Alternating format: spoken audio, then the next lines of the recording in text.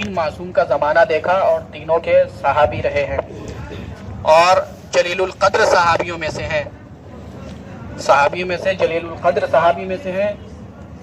دعائے کمیل جو دعا ہمارے یہاں مشہور ہے، اور جب موقع ملے تو ایک مرتبہ دعائے کمیل کے ترجمے کو اور اہل علم اہل معرفت دعائے کمیل کو بخوبی جانتے ہیں اور پہچانتے ہیں کہ کس طریقے سے مولا کائنات نے توحید کا پیغام اس دعا میں دیا ہے، اور کس طریقے سے دعائے کمیل جو انہی کے ذریعے سے وارد ہوئی ہے، مولا کائنات نے انہیں دعائے کمیل تعلیم دی اور انہی کے نام سے دعائے کمیل مشہور ہے۔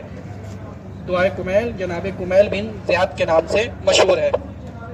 اگر آپ دعائے کمیل کو پڑھیں اور اس کے ترجمے کو پڑھیں تو آپ کو احساس ہوگا کہ اس میں مولا کائنات نے سلیقہ سکھایا ہے کہ کس طریقے سے جو ہے بندہ اپنے معبود سے گفتگو کرے۔ اگر آپ اسے پڑھیں اطمینان سے تو ایک لہجہ، طریقہ، آداب، سلیقہ، کس طریقے سے ہمیں خدا سے کلام کرنا چاہیے، کس طریقے سے عاجزی سے خدا سے طلب کرنا چاہیے، کس طریقے سے پروردگار عالم سے اگر ہماری حاجتیں پوری نہیں ہو رہی ہیں تو کیسے مطالبہ کریں، وہ ساری کیفیت دعائے کمیل میں مولا کائنات نے جناب کمیل کے ذریعے سے ہم تک پہنچائی ہیں، وہ دعا پہنچی ہیں۔ جناب کمیل بن زیاد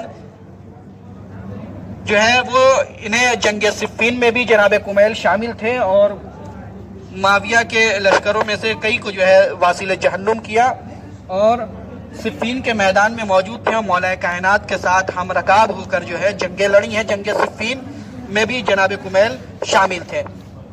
دوسری چیز کہ جناب کمیل کی جو دعا وارد ہوئی ہے زیارت، انشاءاللہ ہم وہ زیارت ضرور پڑھیں گے۔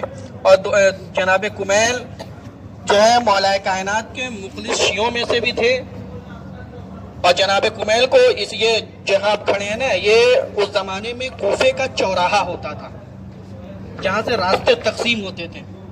چوراہا ہوتا ہے نا، کہیں راستہ گلی میں جا رہا ہے، کبھی دوسری طرف دوسری، تو یہ چوراہا تھا۔ اس چوراہے پہ ہی جناب کمیل کو قتل کیا تھا۔ کس نے؟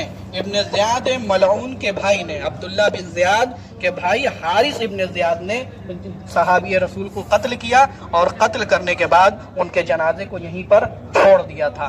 تو ان کے قاتل جو ہے وہ کون ہے؟ عبداللہ ابن زیاد کا بھائی حارث ابن زیاد، اس نے جو ہے یہاں پہ قتل کیا۔ اور عبداللہ بن زیاد جناب مسلم کے بیٹے عبداللہ اور ابراہیم کے قاتل ہے، کہ جس نے قتل کیا وہ اب شب مسیب جائیں گے تو اس طرف جو زیارت وغیرہ وہ پڑے گی۔ تو یہ جناب کمیل بن زیاد کے ہے۔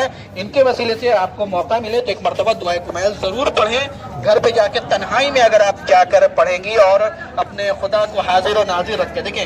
دعا کا سلیقہ جو جناب کمیل سے ہم تک پہنچا ہے نا، وہ سب سے بہترین سلیقہ ہے۔ اتنی تاکید کی گئی ہے کہ انسان روزانہ پڑھے، روزانہ نہیں پڑھ سکتا تو ہفتے میں پڑھے، ہفتے میں نہیں پڑھ سکتا تو مہینے میں پڑھے، مہینے میں نہیں تو 3 مہینے پہ 6 مہینے پہ، یہاں تک کہ اپنی عمر میں ایک مرتبہ ہی صحیح دعائے کمیل کو پڑھے۔